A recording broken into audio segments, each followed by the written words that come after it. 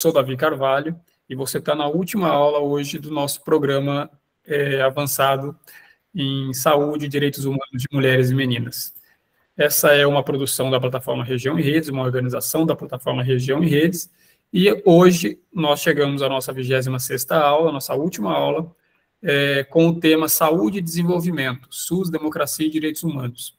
Para essa aula, nós convidamos a professora Ana Luísa Dávila Viana, né, coordenadora da plataforma Região e Redes. Ela é economista, mestre e doutora em economia pela Unicamp, professora aposentada da Universidade de São Paulo.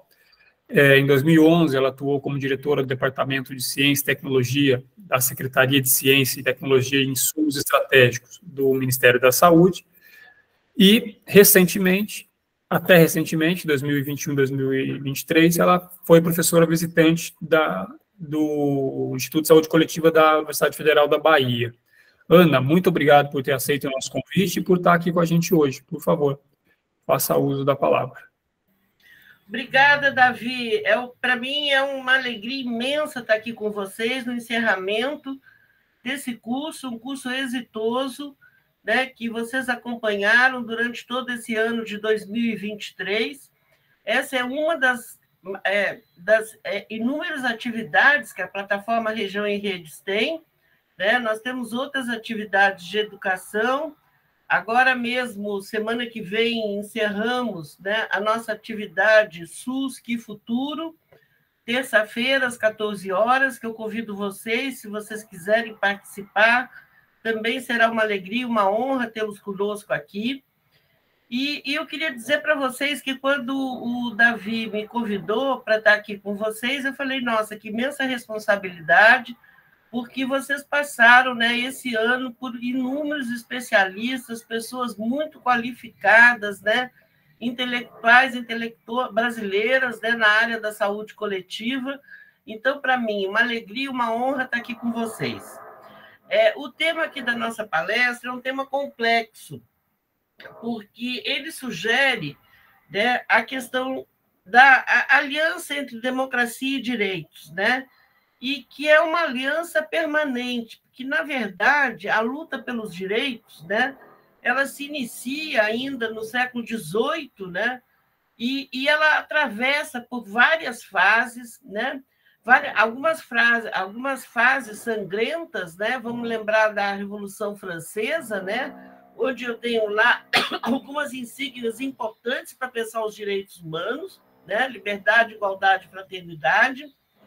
Ela passa no século XIX, né, pela ascensão dos direitos civis e dos direitos políticos, e o século XX, depois da Segunda Grande Guerra Mundial, é que inaugura os direitos sociais. E o Brasil ele entra muito tardio nesse processo, porque o direito social no Brasil ele é inaugurado com a Constituição Federal de 1988. Agora, no dia 5 de outubro, fizemos 35 anos dessa Constituição.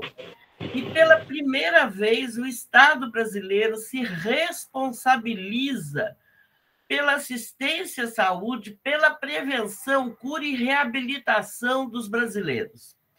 Por que isso é muito importante? Porque, vejam, desde que o capitalismo inaugura a sua primeira fase, o capitalismo industrial, você tem um desafio muito grande, que é assegurar proteção social para aqueles que vão necessitá-la. Qual é a primeira grande proteção social que eu tenho que assegurar para as pessoas de alguma forma?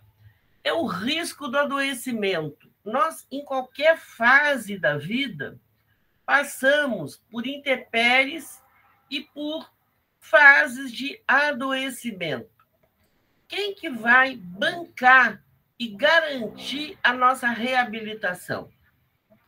Segundo, eu tenho outros tipos de riscos sociais. Eu tenho o risco de estar desempregado, eu tenho o risco de envelhecer, eu tenho o risco de ser excluído ou segregado por raça, etnia, gênero. Então, durante todo o ciclo de vida de um homem e de uma mulher, nós passamos por inúmeros riscos sociais. algum desses riscos nós nos socializamos de forma a garantir essa provisão dessa oferta de serviços que nos tira desse risco. Mas isso foi um longo período histórico para a constituição de fórmulas, desde a família, passando pelas categorias profissionais, até o Estado, que vieram a garantir que nós pudéssemos, ao longo da vida, atravessar esses riscos sem grandes sobressaltos. Todos nós iremos envelhecer. Quando eu envelheço, eu não tenho mais autonomia para garantir uma renda própria. Quem é que vai me garantir renda para eu sobreviver depois do envelhecimento? Quem é que vai garantir renda e serviços depois que eu adoeço? Quem é que vai garantir renda se eu sou excluído por raça, etnia ou gênero? A pobreza, da mesma forma, é um risco que está aí presente ao longo do ciclo de vida de várias pessoas. Quem que vai garantir serviços e renda para essas pessoas que estão excluídas pelo fato de serem pobres?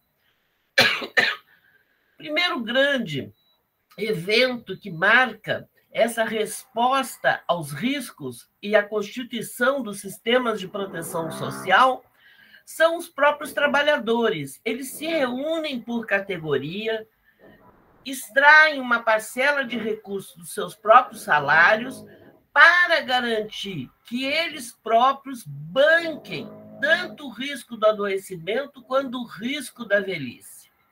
Mas tem uma fórmula mais avançada, que ela só se constitui no século XX, principalmente depois da Segunda Guerra Mundial, quando eu conformo os grandes sistemas de proteção social no mundo. Tá? E aí emerge os grandes sistemas, o sistema da Previdência, o sistema da saúde, o sistema da Seguridade Social, o sistema que combina tanto a transferência de renda para aquelas pessoas mais pobres, como o direito delas à habitação, a ter uma vida digna e plena.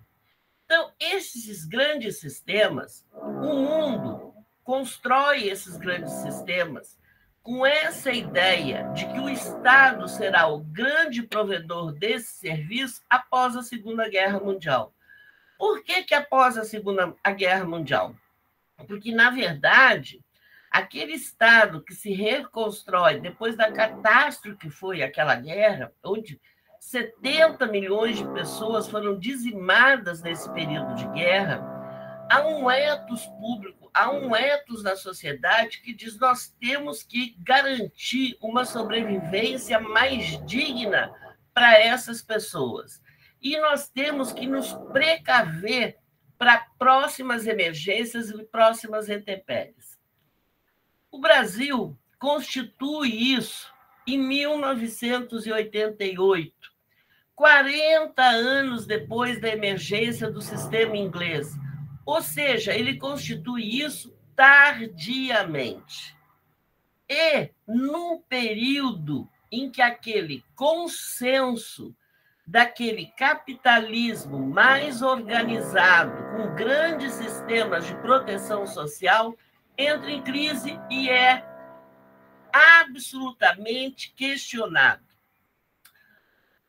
Se nós pensarmos hoje, nós temos 35 anos da Constituição Federal de 1988, 35 anos do SUS. Nesses 35 anos, eu tive mudanças nacionais, internacionais, políticas, econômicas, sociais imensas, imensas.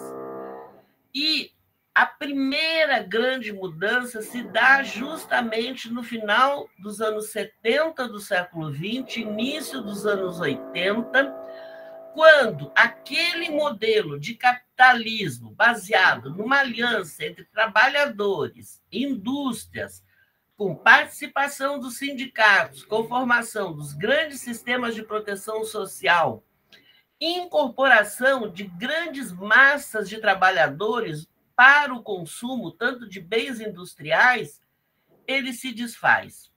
Ele se desfaz a partir da entrada de dois grandes líderes mundiais na cena política, Thatcher, na Inglaterra, e Reagan, nos Estados Unidos. Os anos 80 anos de preparação daquilo que seria esses 40 anos, essa grande hegemonia neoliberal no mundo, que modifica toda a forma de existir, pensar do capitalismo.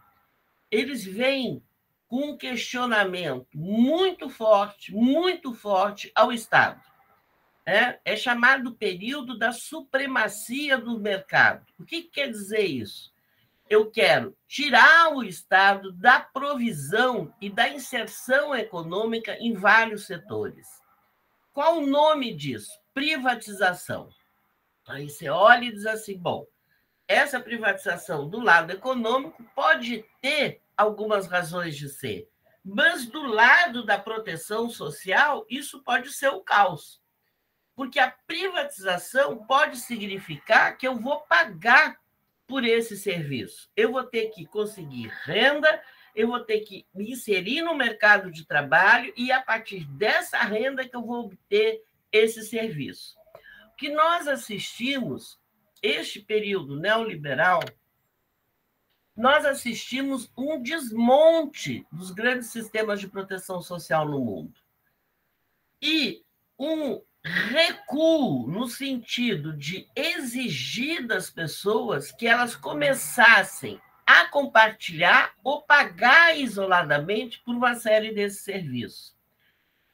Este período de privatização da proteção social, ela atinge com muita força a área da educação, né? A educação hoje você tem grandes grupos econômicos comandando a área da educação, né? O Estado vem assegurando pouco, muito pouco, só ensino básico e um pouco do ensino intermediário.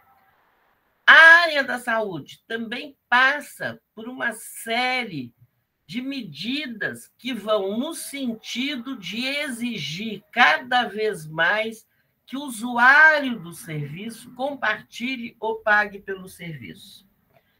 Então, essa é uma mudança muito importante, porque, inclusive, o consenso político que existia para garantir a proteção social, ele sai de cena. Este consenso político era baseado na ideia de que essa provisão era essencial para garantir maior igualdade social. Porque como as pessoas nascem de cidades diferentes, regiões diferentes, famílias diferentes, muitas delas não provêm de famílias ou de cidades ou de regiões onde eu tenho uma maior distribuição de riqueza e de renda. Isso quer dizer que essas pessoas vão necessitar de uma proteção muito maior do que aquelas que estão em países, regiões, cidades e famílias com mais bens, com maior patrimônio, com maior renda. Então, eu trato de dividir a sociedade durante esse período entre proprietários de riqueza, proprietários de imóveis, proprietários de patrimônio e com acesso melhor à renda daqueles que não têm. Com isso, eu crio dois tipos de proteção. Uma proteção social para o pessoal de maior renda e uma proteção social para os pobres, para os mais necessitados. Isso é o oposto do que seria um grande sistema de previdência. O grande sistema de previdência, pensado lá no pós-guerra, ele não diferencia o acesso e a qualidade do atendimento segundo níveis de renda, né? A sua maior riqueza é assegurar esta proteção como direito, ou seja, se você é um brasileiro, você tem direito a essa proteção. Segundo, universalização. O que significa universalização? Significa atendimento igual, significa acesso igual, significa eu não ter nenhum mecanismo pelo qual eu crio desigualdades de acesso, de atendimento, de qualidade, etc. Então, vocês vejam que se o SUS é criado em 1988, ele é criado na contramão. Na contramão. Por que na contramão? Porque justamente nesse período de autoquestionamento deste modelo de proteção social. Ao dizer isso, o que eu quero falar para vocês? Eu quero falar para vocês que a emergência do SUS e a sua implementação a partir dos anos 90 do século XX conta com muitas intempéries. Não é um processo fácil. Tanto que não é um processo fácil, que depois desses 35 anos, nós temos muitas críticas ao funcionamento desse sistema. Nós temos muitas dúvidas, ele passa por grandes desafios. E esses 35 anos atravessam períodos muito marcantes. Eu quero fazer, nesses 35 anos que eu falei para vocês, mudanças incríveis. Esses 35 anos, eu tenho mudanças incríveis do ponto de vista internacional. Se a gente pegar 90, o que acontece em 90? Aquela grande bifurcação do mundo entre duas grandes potências, de um lado Estados Unidos, de outro União Soviética. Com a queda da União Soviética, isso se dissolve. Então, nós adentramos num outro período onde você tem todo o desfacelamento daquela polaridade entre capitalismo de um lado, socialismo e comunismo de outro. Aqueles países que faziam parte da zona de influência da União Soviética, todos eles entram em crise, né, se subdividem e tem início uma série de conflitos civilizacionais. Os conflitos não são mais baseados na polarização capitalismo-comunismo, capitalismo-socialismo, e são conflitos de ordem civilizacional. São várias civilizações que começam a entrar em choque. As guerras dos anos 90 são as guerras da dissolução de muitos países e de conflitos exacerbados entre diferentes civilizações que moravam nesses mesmos países. Samuel Huntington, que tem um livro muito importante que se chama Choque de Civilizações, um livro de 1996, ele inaugura essa discussão, por isso o livro se chama Choque de Civilizações, dizendo, olha, pós-Guerra Fria, pós-polarização do mundo de forma ideológica entre dois modos de você organizar a vida, a produção, a economia e o social dos homens, né? Capitalismo de um lado, socialismo e comunismo de outro, nós vamos passar agora por um período violento de choques civilizacionais. Eu posso, segundo ele configura que existem 6 grandes civilizações no mundo.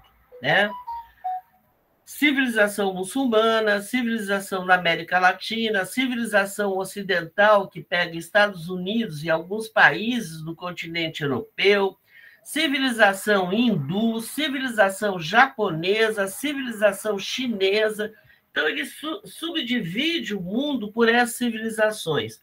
Algumas civilizações, como a japonesa, eu tenho um Estado nacional que congrega toda essa civilização, mas eu tenho outras civilizações que estão espalhadas em vários territórios, né? Se a gente pegar agora esse problema Palestina e Israel, vocês vão ver que aquele Oriente Médio, eu tenho ali sobrepostos diferentes civilizações de diferentes épocas históricas, né?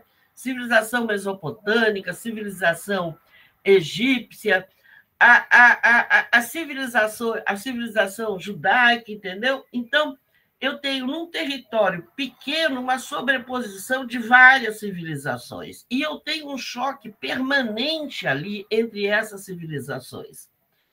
Da mesma forma, o choque entre Rússia e Ucrânia é um choque dentro de uma mesma civilização, que é a civilização eslava. Mas uma parte dessa civilização eslava na Ucrânia, ela se adere muito mais, ela se assemelha muito mais, ou ela quer se assemelhar com a civilização ocidental da Europa continental, da Europa ocidental. Então, esse choque de civilizações, o final do século XX inaugura, né, esse novo período, que é um período de muitas guerras. É um dos períodos onde o mundo passou por inúmeras guerras. Vocês vão lembrar de todas as guerras da entrada dos Estados Unidos, do Iraque, no Afeganistão, a guerra da Síria. Quer dizer, eu tenho na África inúmeras guerras. Eu tenho assim um mundo que não é um mundo multipolar, né? É um mundo que tem desafiado a hegemonia americana e onde eu tenho inúmeros choques civilizacionais, né? E esse é o mundo que nós estamos vivendo hoje, né? É um mundo que você não tem nenhuma esfera de governança mundial que possa colocar esses atores dentro de uma mesa a mesa e fazer eles negociar. É o que nós estamos vivendo hoje nesse conflito horroroso, né? Esse conflito pavoroso que nós estamos passando, né? Que a gente assiste pela televisão, né? Que é um choque civilizacional dentro de uma área muito pequena, certo? Com armas poderosíssimas, porque este final do século XX, início do século XXI, eu tenho uma sofisticação, né? O complexo militar da guerra, ele se sofistica de uma tal forma que eu posso matar inúmeras pessoas no mesmo dia, inúmeras pessoas por segundo. Então, isso é nunca visto. Nós estamos vivendo uma coisa fora do comum, completamente fora do nosso comum, né? Do ponto de vista internacional, mais um outro problema. Eu alinquei esse do ponto de vista político ao choque civilizacional. Eu tenho também inúmeras crises econômicas nesse período. Eu tenho a crise dos anos 90, eu tenho a grande debacle de 2008. 2008, eu tenho uma crise no sistema financeiro internacional que atinge vários países, inclusive o Brasil. O Brasil, em 2009, tem PIB negativo por conta da crise de 2008. E a resposta capitalista a essas várias crises desses últimos 20 anos, né, foi a austeridade fiscal. Foi a austeridade. A grande palavra de ordem inaugurada no mundo internacional, pelas finanças internacionais, pela economia internacional, foram os ditames da austeridade fiscal. A austeridade fiscal, vocês podem ter um exemplo, né, gritante disso, que foi o empobrecimento de várias regiões no globo por conta dessas medidas econômicas que subtraem dinheiro, recursos do Estado, portanto, desmontam os grandes sistemas que podem proteger as pessoas nas crises econômicas, que é justamente quando eu preciso de maior proteção, aí mesmo que a austeridade ela retira essa proteção, e isso atinge os países de forma diferente. Quer dizer, uma grande lição econômica desses últimos 40 anos é o aumento da desigualdade no mundo, né? Aqueles movimentos do 1%, lembra aqueles movimentos, né? 99% vezes 1%. Qual é o significado daqui? O significado daquilo foi que este movimento de internacionalização do capital, que chamamos de globalização, que se inicia ali nos anos 90 do século XX, ele intensificou movimentos imensos de capital, propiciou acumulação imensa de riqueza, mas, por outro lado, trouxe desigualdades sociais fortíssimas para dentro dos países, principalmente do hemisfério ocidental. O hemisfério oriental, você tem a emergência da China, do Oriente, né? Que é uma coisa impensável, era uma coisa impensável. Se olhar os indicadores da China, ali nos anos 80, a China estava atrás da economia brasileira nos anos 80. O PIB dela estava atrás da economia brasileira, né? E hoje a China tem um PIB, né, em poder de compra maior do que o PIB dos Estados Unidos. Então, aquela onda de desenvolvimento que passa o Oriente, né? Você tem o Japão primeiro, depois tem uma série de países ali, né, que se industrializam e se tornam também exportadores de alta tecnologia, exemplo, Coreia. Eu tenho o terceiro movimento, que é o movimento da China, e esse chega para valer, né?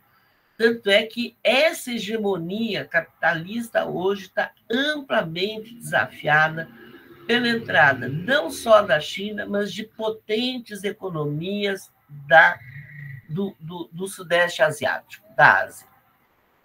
Então, se eu olhar para os anos 90, onde sai a Constituição brasileira, 35 anos antes, eu falo, é um outro mundo. É um mundo da Guerra Fria, é o mundo da polarização Estados Unidos-Rússia, é o mundo da polarização ideológica entre comunismo de um lado e capitalismo de outro lado, é o mundo de início de questionamento dos grandes sistemas de proteção social, mas é o seu auge de distributivo, certo? Aquele mundo começa a acabar nos anos 90 e começa a emergir, a partir dos anos 90, vários choques, seja choques econômicos, seja choques geopolíticos. Isso é o mundo. Então, é o mundo. 35 anos do SUS, 35 anos da Constituição Federal de 1988. Aquele mundo lá não existe mais. Aquele mundo está completamente mudado, né? Eu tenho uma nova geopolítica, eu tenho um capitalismo em transformação, eu tenho uma revolução tecnológica que ninguém sabe qual vai ser o produto dessa revolução tecnológica, que é todo o mundo digital, é o mundo da inteligência artificial, que pode comandar setores imensos da área social e da área econômica. Eu tenho a biologia molecular também, quer dizer, ou seja, eu tenho assim, eu estou saindo para um mundo completamente diferente, né? Um mundo totalmente diferente daquele mundo que a gente se acostumou a viver. Brasil, vamos olhar para o Brasil agora. Brasil de 88, hoje se parece com alguma coisa do Brasil? Em nada. Anos 90, nós tivemos aqui a crise da superinflação, só debelada com o real em 1994. Nós tivemos a quebra, né, das finanças estaduais, né, fechamento de bancos, etc. Tal.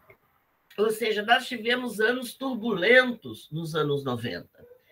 Isso fez com que o SUS ele fosse criado sem recurso novo. Ele praticamente conviveu os anos 90 com pouquíssimo recurso. com a retração financeira do governo federal.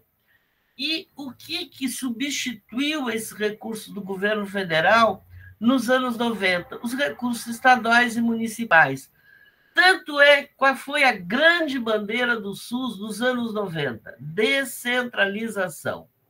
A emergência dos municípios assumindo uma série de responsabilidades na área da saúde.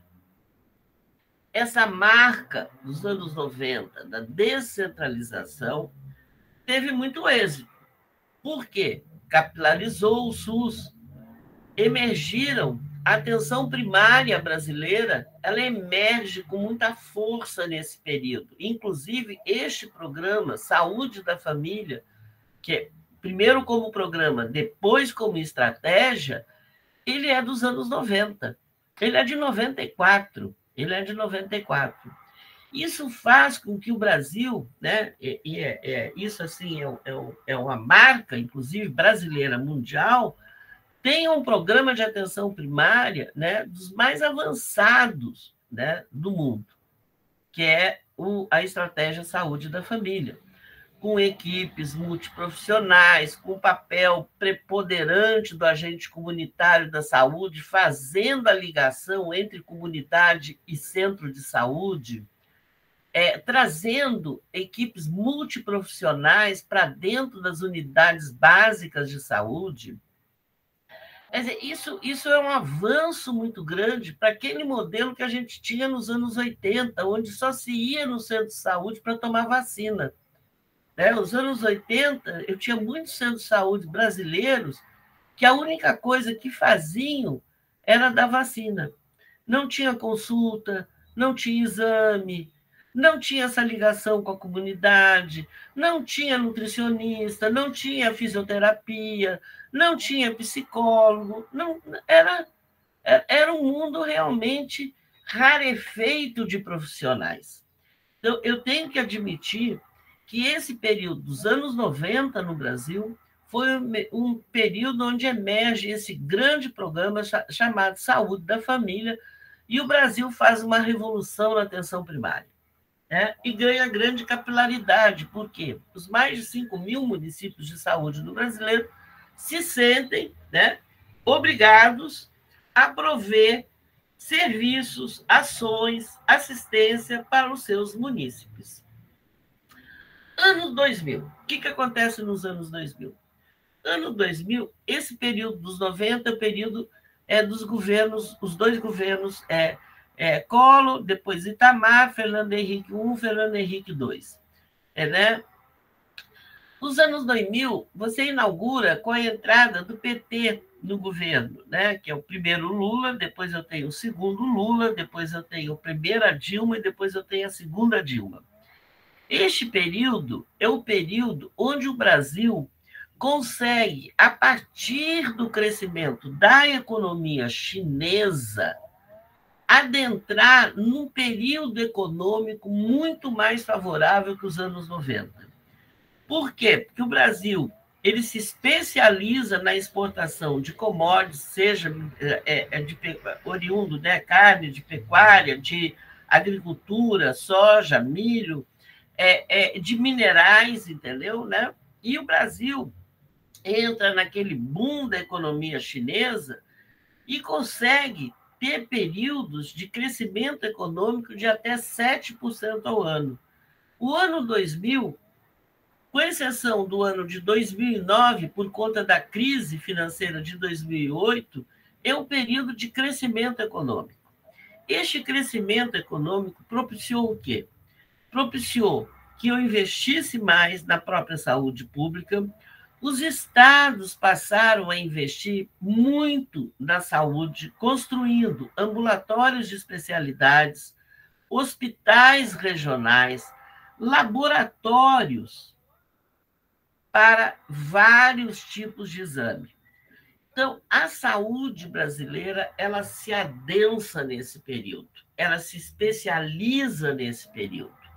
E eu tenho o papel dos estados passa a ser um papel muito importante. Eles criam policlínicas, AMES, ambulatórios de especialidades, eles criam uma série, mas uma série de tipos de serviço que você não tinha antes. Para aí um momento. Acho que saiu aqui. Oi. Vou ter que entrar de novo. Deu? Voltou? Não, nós estamos te ouvindo. Estamos te vendo também. Que bom. Então, este período, né, do boom econômico, que vai até ali 2014, entendeu? É um período, então, de grande investimento público na área da saúde.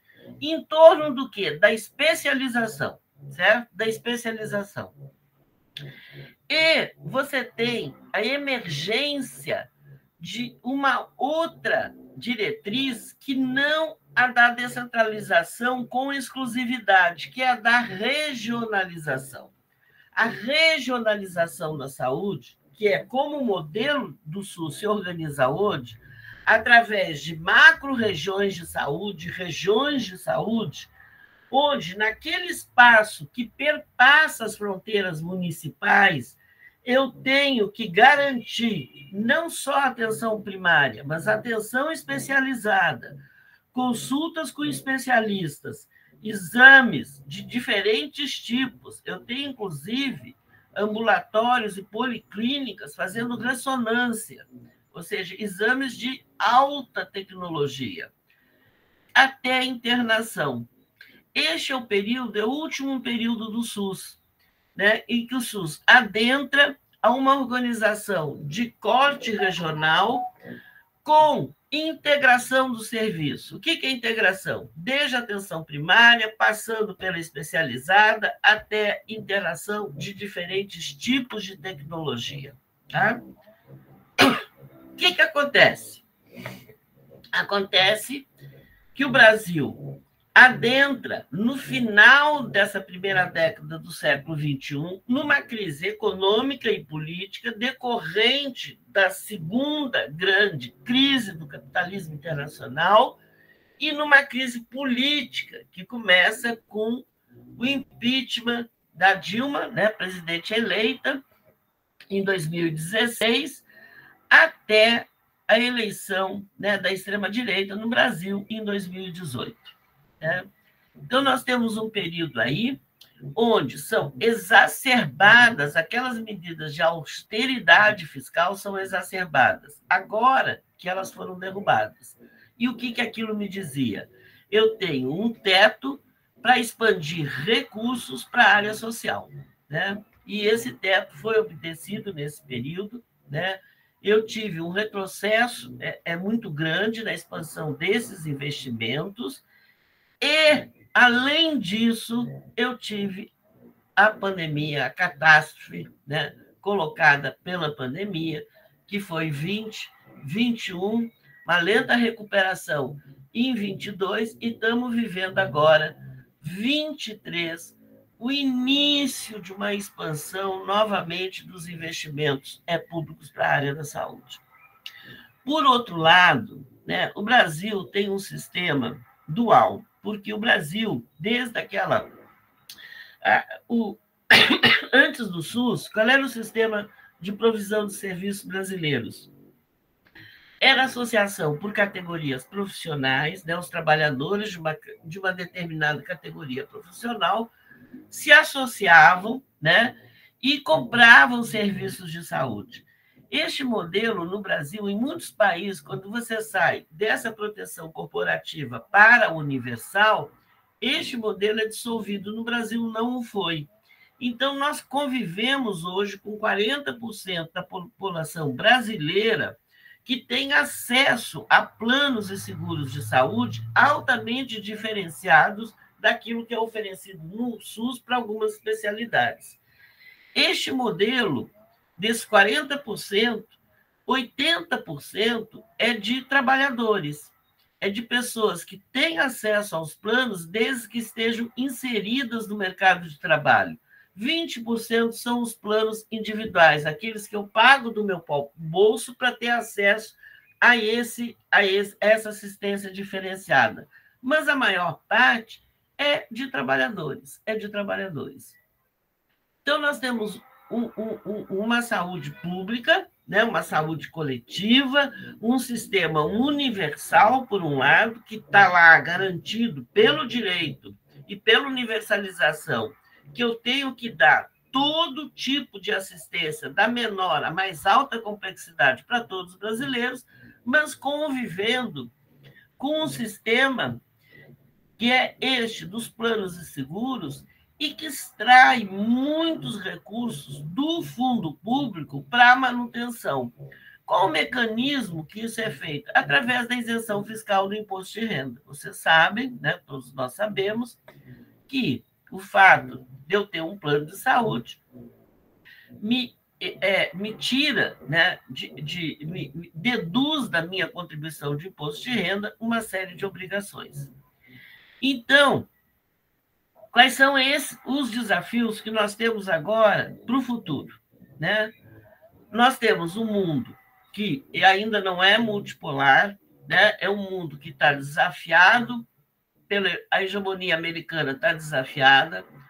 Os países do Oriente, da Ásia, têm grande, hoje, participação na economia brasileira, né?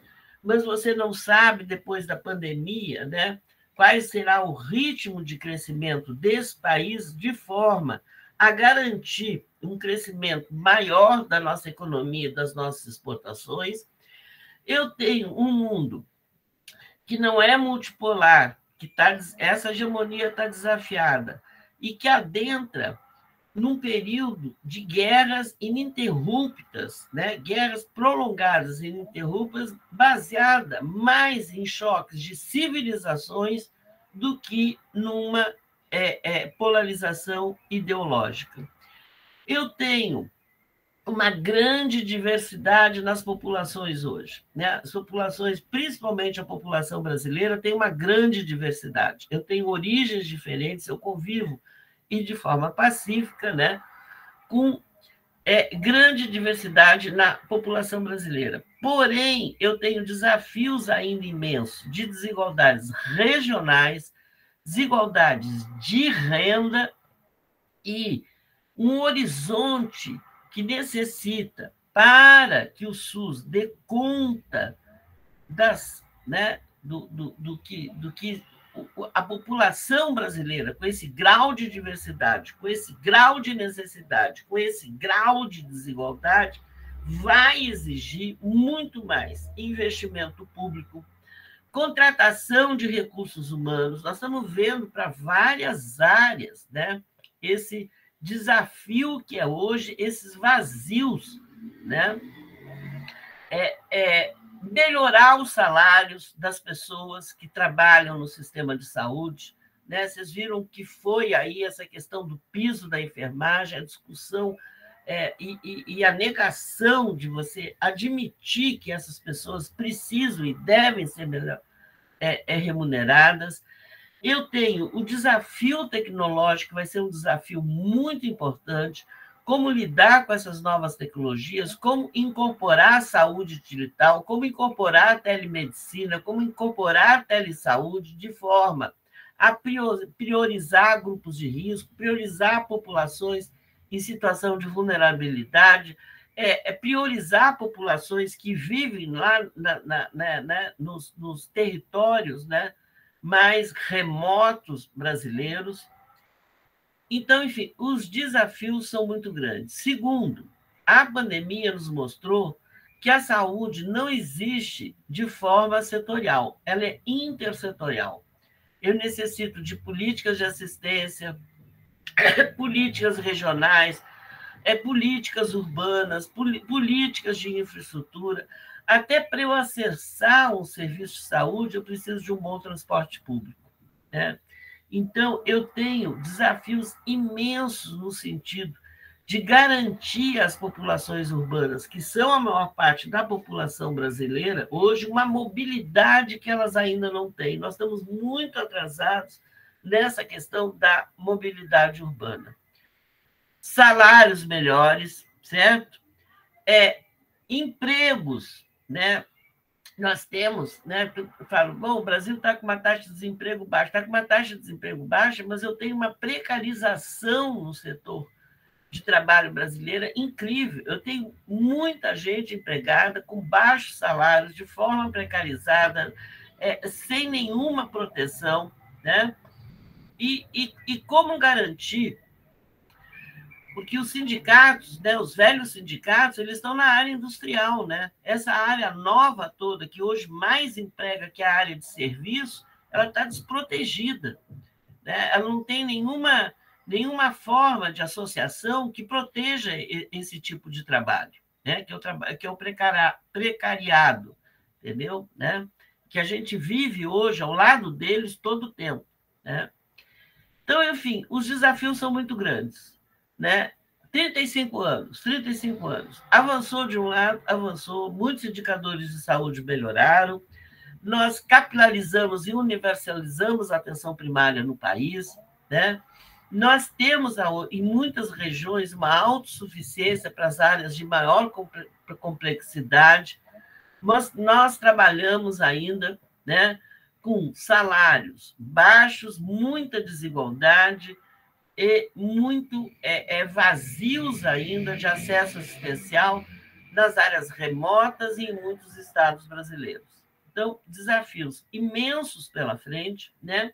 E esses desafios, uma coisa também que eu acho que o período da pandemia nos mostrou é que a democracia é essencial, né? A democracia é um valor essencial, porque se nós vamos passar, né? Nós estamos vendo agora essa questão do desafio climático, né? Que ele veio para ficar, né? Ele não veio.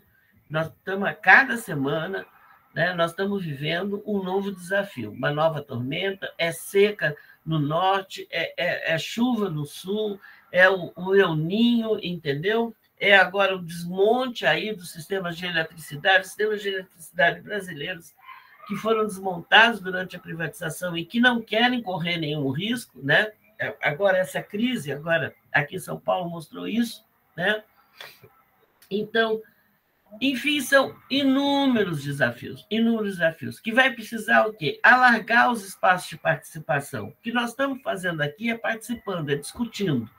Discutindo para quê? Para surgirem novas ideias, para garantirmos os direitos que nós já temos, sem o qual eles não sobrevivem, certo? Eles podem ser desmantelados a qualquer momento. Então, nós vimos isso, nós corremos esse risco. Hoje, é importantíssima a nossa participação política e social, né, no sentido de garantir e expandir isso que nós conquistamos há 35 anos atrás, a duras penas. Vamos lembrar que essa conquista do SUS e da Constituição Federal de 1978 veio no bojo de uma luta pela redemocratização. Estávamos saindo de uma ditadura militar, né? Tivemos uma eleição em 82 para o governo dos estados, 85 para as capitais metropolitanas e só em 89 para a presidência da República. Foi um longo processo. E o SUS emerge nesse processo de lutas pela redemocratização no país. Garantimos o direito, faz 35 anos, mas nós temos muita estrada pela frente. E essa estrada, ela necessita de maior democracia. O que eu quero dizer? Maior participação, maior engajamento de todos nós nessa luta pela garantia dos direitos políticos, sociais, humanos e econômicos. Então, é isso, eu acho que já deu. Obrigado, Ana. E agradeço a você pela paciência de me ouvir.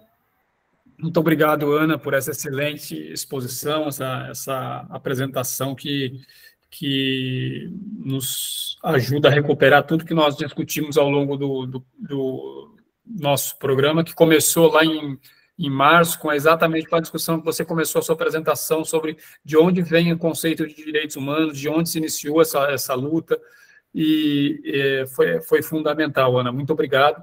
Antes de nós passarmos para a sessão de perguntas e respostas, eu vou lembrar quem está aqui no Meet com a gente que Para se inscrever, para fazer a pergunta, só clicar no ícone da mãozinha aqui no meio da tela, na parte inferior, e o Meet já vai organizando, né, para a gente poder fazer essas questões. Lembrando, uma das nossos compromissos que nós assumimos coletivamente na oficina de 2 semanas atrás, sobre o nosso grupo do WhatsApp. Então, o nosso grupo do WhatsApp, ele acaba, a partir de agora, nesse momento, de ser aberto. Então, ele antes estava fechado para postar conteúdos. Então, nós vamos transformar o nosso grupo numa grande comunidade de divulgação de conteúdos, de artigos, de vídeos relacionados à temática de saúde e direitos humanos. E se você estiver lendo uma notícia, lendo um artigo, ler um livro, assistir um filme, pode postar, pode fazer seu comentário. Vai ser um grande observatório. E até para convidar colegas de outra, colocar uma experiência sua ou de algum conhecido, de alguma conhecida, convidar colegas para discutir isso, fazer uma discussão sobre pessoas que têm interesse em temas que você também pode ter interesse, enfim. Então, vocês também agora, todos os 798 membros que estão inscritos no grupo, né, terão acesso aí para poder utilizar isso, o nosso espaço de comunicação, usado durante o nosso programa todo, como um grande observatório, né, de saúde e direitos humanos de mulheres e meninas. Vamos passar a pergunta. Nós já temos inscritos aqui o Davi, o André. Eu gostaria de fazer uma provocação, não, mas ouvir um comentário da Ana, né, sobre uma questão que a gente acabou de discutir aí no primeiro semestre, né, o novo arcabouço fiscal, que vem substituir o teto que você falou, mas para muita gente esse novo arcabouço ele é um cobertor muito, muito curto, né, ele tem já para o ano que vem algumas metas bastante, digamos, difíceis de ser atingidas, né? Está gerando uma polêmica muito grande em torno disso. Aprovamos ontem, né, no Senado, a reforma tributária, que é das bases, né, desse novo arcabouço aí, porém, se nós não conseguirmos, né, viabilizar o arcabouço como pensado pelo governo e pelo Congresso no ano que vem, já em 2025 a gente vai ter que adotar uma política mais austera, digamos assim, né, uma política mais de controle dos gastos públicos, incluindo saúde e educação. E aí vem a minha questão, que é sobre o que você pensa do debate que pode vir depois da reforma tributária, sobre desvinculação das despesas, né, da área da saúde, que já foi levemente assoprado em Brasília, mas a gente acredita que talvez isso possa vir mais forte. Qual que é a sua opinião sobre isso e como que isso se insere nessa discussão que você fez ao longo das décadas? Por favor, Ana. Oi, está ouvindo? Sim, estamos ouvindo. Estamos ouvindo. Essa discussão é uma discussão muito importante, né? Eu acho que é uma discussão que não é uma discussão brasileira, é uma discussão internacional, entendeu? Né? Porque, de certa forma, a ideia da austeridade fiscal, né? A ideia dessa austeridade, ela não é neutra, né? Ela penaliza muito mais a área social do que a área econômica. Você veja que, mesmo durante todo o ajuste fiscal, a área econômica contou com várias subvenções, né? Deixou de pagar impostos, quer dizer, uma coisa impensável. Quer dizer, por um lado, a área econômica, você faz subvenções no sentido de não pagar impostos, e a área social você penaliza no sentido de extrair recursos. Então, a chamada austeridade, ela não é neutra, né? E o problema é que hoje, né, você tem uma certa... você tem um questionamento muito grande dessa doutrina econômica única, né? no mainstream da economia, né, que comanda, de certa forma, né, a maior parte das economias capitalistas e ocidentais, que essa ideia de que você tem que privilegiar os proprietários, porque eles são responsáveis pelo investimento, né? E é a partir do investimento privado é que as economias crescem. No entanto, há um consenso já de outra parte dos economistas, né, que não concordam com essas premissas e que mostram os milagres, né, da Ásia, os milagres recentes da Ásia, onde a China, né, é um exemplo constante disso, que é o investimento público que puxou o investimento, que puxou o crescimento econômico e que fez distribuição de renda. Só que este modelo asiático, né, saiu um livro agora de uma economista alemã, acho que é Evelyn Berg, é interessante, que ela mostra justamente o sucesso da China foi ter fugido dessas receitas neoliberais, né? A China não aceitou nenhuma dessas receitas neoliberais, né? Não implantou nenhum tipo de austeridade fiscal, muito pelo contrário, e é um país de sucesso, tanto do ponto de vista do aumento do mercado interno e do consumo, quanto das exportações. Agora, nós estamos no mundo ocidental, né? Nós estamos sobre a batuta, né, do mundo ocidental. E esse mundo ocidental, eles reagem de forma muito perversa a qualquer mudança de política econômica, né? Eles derrubam bolsas, né? Eles derrubam câmbio, entendeu?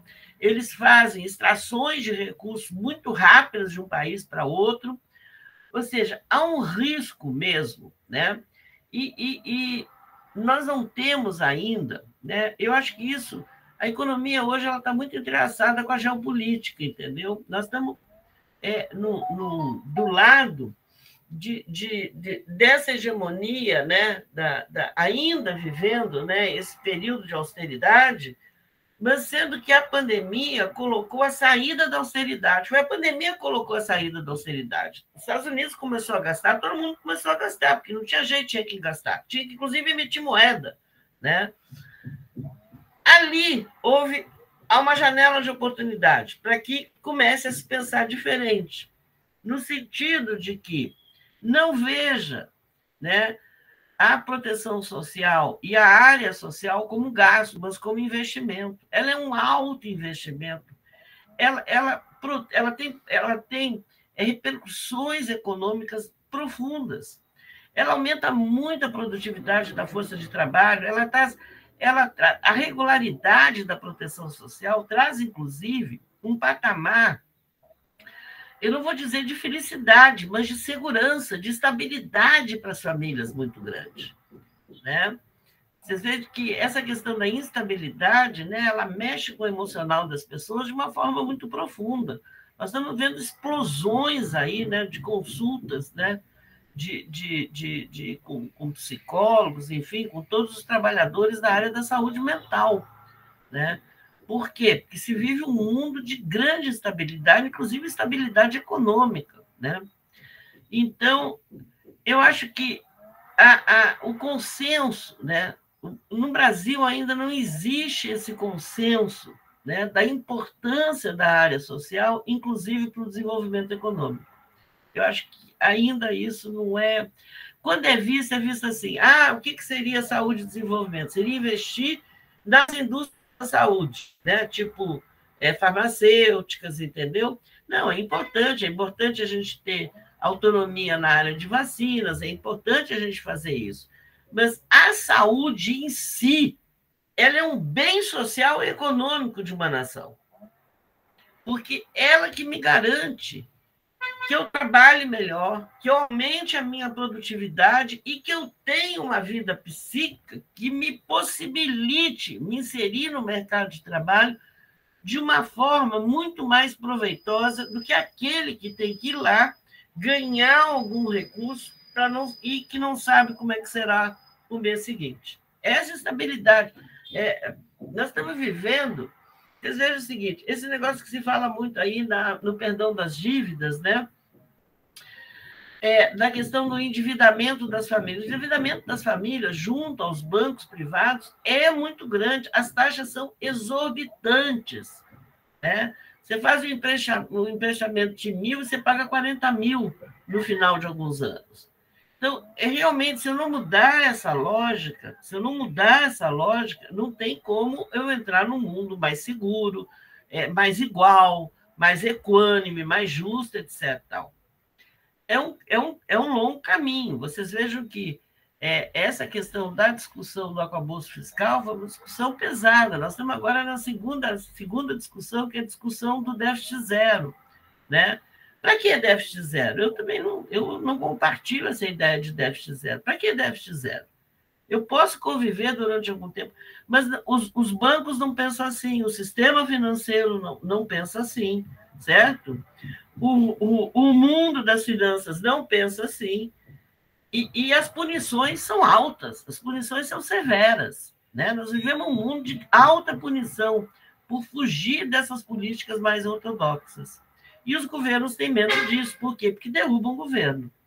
Tem um filme que está na Netflix, Jogo do Poder, que é sobre Adults in the Room, Jogo do Poder, que é sobre a crise na Grécia em 2015.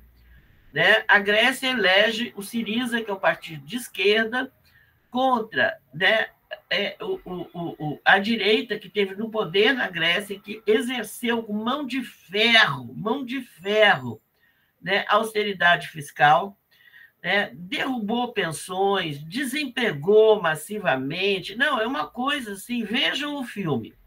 Entre o Syriza e o novo ministro da Economia, que é o Yanis Varoufakis, que é um economista que eu acompanho até hoje, ele tem livros em português, né, ele é fantástico, e ele vai, né, a União Europeia, a Troika, né, que é o Banco Central Alemão, o FMI, e o Parlamento Europeu, para rediscutir a dívida da Grécia, que era, na verdade, quando ele pagava a dívida, ele estava pagando os bancos, que aí emprestavam mais e era um círculo vicioso. E aquelas emprestas faziam novas levas de políticas de austeridade, que fazia com que o PIB grego caísse. Então, a dívida aumentava e o PIB diminuía, certo?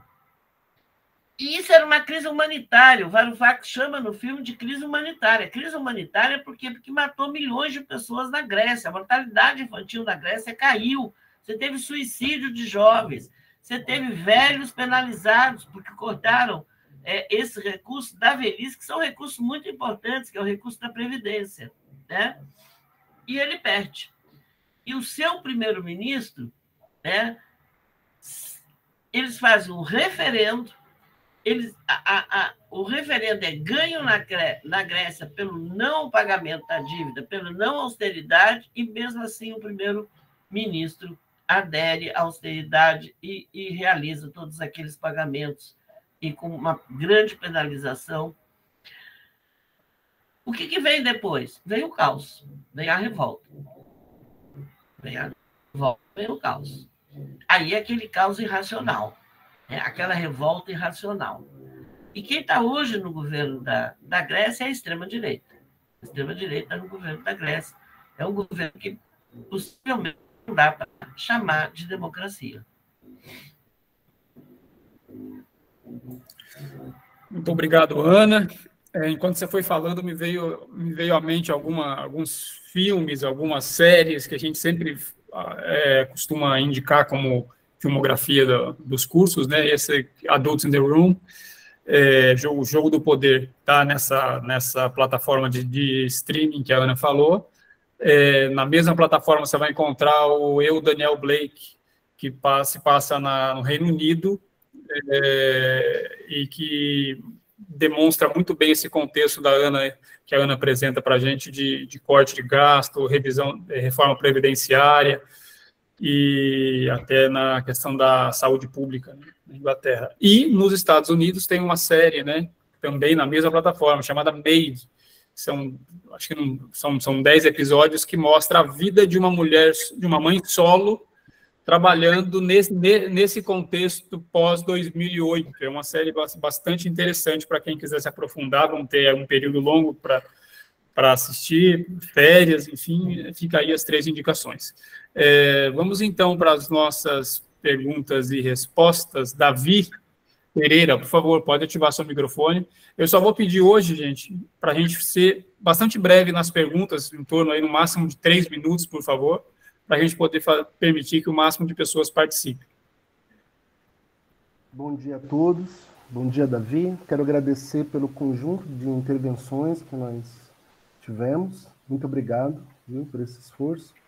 E cumprimentar a professora e pensar com ela o seguinte: para que nós consigamos promover a participação de todos, nós precisávamos trabalhar com educação, nós precisamos agir como educadores, né?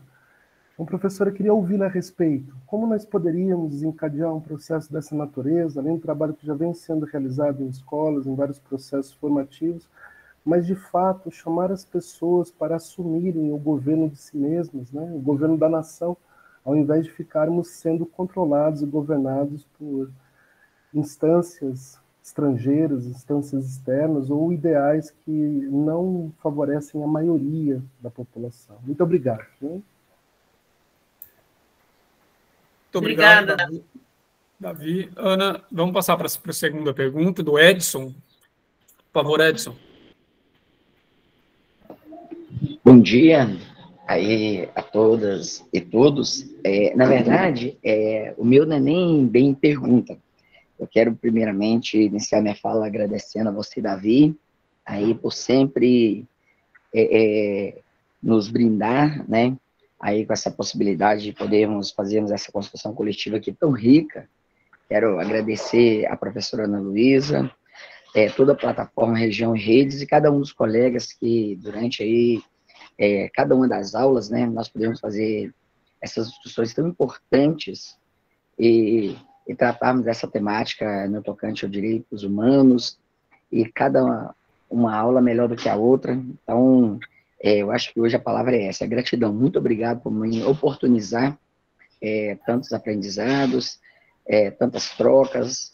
Então, é isso. Muito obrigado aí a todas e todos. Hoje eu deixo só mesmo essa palavra de gratidão, e penso que mais do que nunca, diante cada vez mais do avanço do neoliberalismo, do ultraconservadorismo, não apenas nacional, né? A gente tem visto isso ali na faixa de Gaza, né? Através do genocídio, e aí o alinhamento ali de Netanyahu com a extrema-direita brasileira. Então, eu acho que mais do que nunca é de suma importância a gente estarmos nesses espaços, nesses lugares, fazemos esse resgate mesmo, que é tão importante que a professora fez hoje nessa aula, de que a democracia custa caro. É com muita luta e é no dia a dia que a gente vai construindo políticas públicas, é no dia a dia que a gente vai tentando conquistar e garantir pelo menos o mínimo necessário no tocante aos direitos. Então, muito obrigado e parabéns a todas e todos que têm investido esse tempo aqui de trocas tão riquíssimas. Obrigado. Obrigado, Edson, pelas suas palavras. Agora eu peço para o André Florentino Alves abrir o microfone e fazer o comentário, trazer a pergunta dele, para que a Ana possa reagir.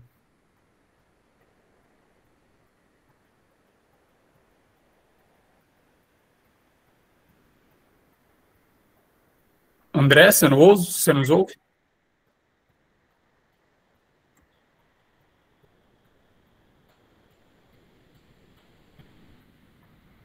Bom, Ana, acho que você pode responder essas duas colocações, essa é uma colocação, né?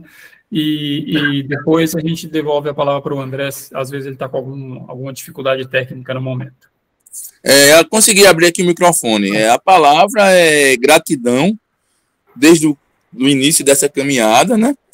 As aulas muito produtivas, e a nossa responsabilidade agora é partilhar nossos saberes para posicionar, né, as pessoas, porque hoje em dia tem pessoas que seriam as pessoas destinadas às políticas públicas, elas estão alinhadas com a extrema-direita, porque venderam o discurso fácil de quê? Da meritocracia, né, que não existe. Enfim, a nossa tarefa é muito árdua como replicadores, e passar mesmo, buscar, né, um mundo mais democrático, porque aí fora não está fácil e aqui no Brasil não está nada fácil, não. Mas, enfim, e queria também, Edson, tirar uma dúvida, Edson, não, perdão, Davi, no que se refere às aulas. Eu faltam ainda 3 aulas que eu não tinha assistido, eu posso assistir posteriormente, ainda hoje, no que se refere ao credenciamento para o certificado, ainda faltam umas 3 aulas. Seria só isso mesmo. Gratidão.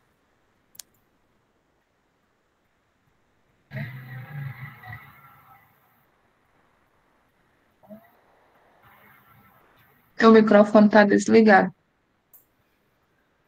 As aulas podem ser assistidas até dia 3 de dezembro, tá? Um domingo. A gente vai dar 3 semanas para vocês finalizarem, quem tem pendência. Ok, obrigado, Davi. Por favor, Gratidão, Ana. a palavra é essa. Por favor. Muito obrigado. Por favor, Ana.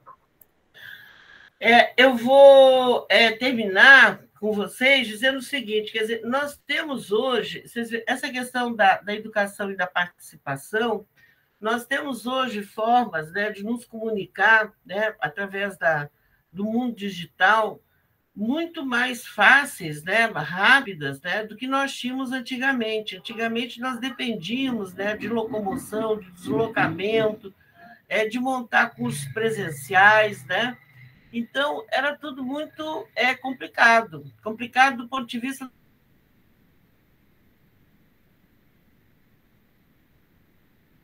Então, o que nós pensamos, o que Davi pensou? A gente olhar, né, e aproveitar melhor isso que a tecnologia nos propicia para a gente montar, né, conhecimentos socializados de uma forma mais extensa. E eu acho que multiplicar isso é uma das coisas mais importantes a ser feita nesse país hoje em dia. Nós podemos multiplicar isso em diferentes tipos, né, de cursos, de aprendizados, de trocas, de discussão. Hoje em dia, veja, nós temos essa facilidade de comunicação e está sendo usada de uma forma muito bárbara, né, para divulgação de notícias falsas, para divulgação de estilos de vida, né, que propiciam maior sofrimento humano para as pessoas, entendeu? Né? Por que a gente não estimular a conformação de centros, né, de formação permanentes, né, como eu acho que Região em Redes inaugurou? Vocês vejam, Região em Redes foi uma plataforma criada para uma pesquisa de 2013, uma pesquisa sobre regionalização. A partir dessa plataforma, né, foram feitas inúmeras outras iniciativas com o propósito de educar, socializar, disseminar, ampliar acesso. É isso que é muito importante, ampliar acesso. O ensino formal, né, ele é importante, né, ele faz parte dos sistemas de proteção social, mas ele é altamente insuficiente. Certo? Ele é insuficiente para a formação das pessoas, né? Porque ele é curto, ele é pouco flexível, né? Ele tem uma série de problemas. Por que da gente não fazer desses recursos novos e dessas plataformas um momento de encontro e aprendizado para todos nós? Porque, vejam, você sai de um evento como hoje, você sai com um aprendizado maior. Aquele que deu a aula e aquele que assistiu, ambos saem com maior... eu vou dizer assim, não é só a extensão do conhecimento, mas é o encontro, propiciar encontros. Isso é muito importante. Nós vivemos de forma muito isoladas, né? O homem hoje, né, o isolamento do homem, né, nas grandes cidades é imenso, é imenso. É ele, a sua televisão, o seu celular, o seu WhatsApp, o seu grupinho, etc. Romper essa barreira, né? Romper a barreira da solidão, né? Ele é um momento de educação e de participação. E ele amplia os canais da democracia, né? É dessa forma que eu amplio os canais democráticos. É participando, como vocês fizeram aqui durante esse ano, participando dessa coisa, né? Encontro, né? Que é um encontro muito bom, onde eu tenho pessoas diferentes, né, com vivências diferentes, com formações diferentes, né, dispostas a trocar ideias, a trocar conhecimento. Então, é isso. Eu desejo que o Davi esteja disposto, como ele sempre está, né? O Davi é um grande companheiro, uma pessoa, como vocês veem, com uma disposição imensa, que ele esteja disposto para a gente pensar no novo evento para o ano de 2023, e a gente espera muito que vocês estejam aqui com a gente de novo, viu? Tá? Todos vocês, tá bom? E aqui eu me despeço. Foi um prazer e uma honra estar com vocês hoje. Muito grande para todos vocês.